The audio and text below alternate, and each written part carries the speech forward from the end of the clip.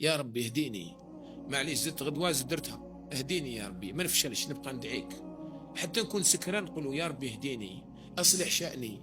هكذا كان واحد السكران رحمه الله مات، نسأل الله يعفو عنا وعنه، كان يجي يقعد لي عند باب الدار، زوج تاع الليل نلقاه مسكين يقول لي ادعي لي ربي يهديني.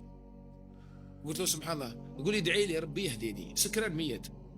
شوف انا نقول الله مهدي في الاسحار، دائما نلقاه هكذا في ساعه متوخره نجي داخل ولا نلقاه عند الباب يقول لي ادعي لي شيخ ربي يهديني، نلقاه قاعد عند درجه تاع الدار.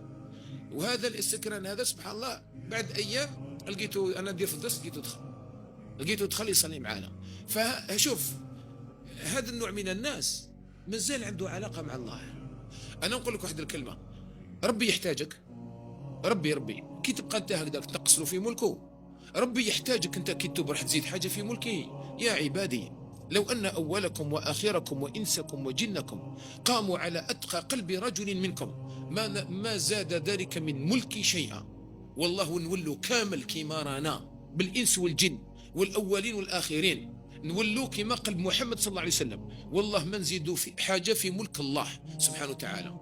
شوفوا الفضيل بن عياض، وانا تعجبني القصه هذه نحبها بزاف. شوف الفضيل قال انا شفت مره طفل صغير قباح على يماه خرجت تطارده، مشيت الام كي تضرب طفل صغير ويغضبها، خرج الطفل صغير هرب من الدار، وخرجت الام. الفضيل يشوف قال خرجت امه وراءه تطارده، خرجت يماه تجري وراه وهرب الطفل، وقالت له عاود ولي الدار لكانك طفل.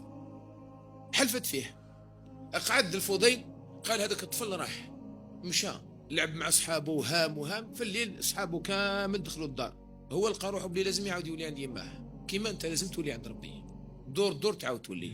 قال فلمحته في المساء عاود ولا يطبطب عند يماه، قال قعد يطبطب والام تطلع عليه من الطاقه تقول له والله ما نفتح لك، خلاص حلفت فيه حلفه مليحه.